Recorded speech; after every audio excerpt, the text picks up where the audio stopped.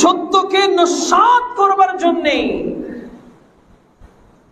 আপনার বিপক্ষে মানুষ দাঁড়িয়ে যাবে, অনেক মানুষ আপনার বিরোধিতা করবে, আপনাকে বিভিন্নভাবে চেষ্টা করবে আপনাকে প্রতিহত করবার, সমাজের মধ্যে লাঞ্ছিত করবার, আপনার শান ও আজমতকে ছোট করবার, বিভিন্নভাবে আপনাকে মুসিবতে ফেলবার এই কুচক্রী মহল চেষ্টা করবে।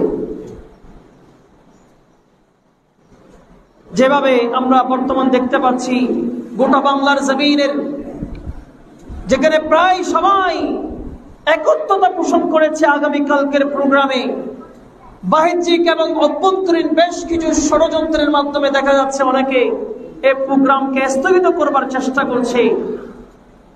আহলে সুন্নাত ওয়াল জামাতের সবাই সোচ্চার আছে। আল্লাহ যদি তৌফিক দান করেন, ইনশাআল্লাহ আগামীকাল ঢাকার জমিনে ঐতিহাসিক প্রোগ্রাম ইনশাআল্লাহ অনুষ্ঠিত হবে। আল্লাহ জাল্লা শানহু কবুল করুক, আমিন বলেন।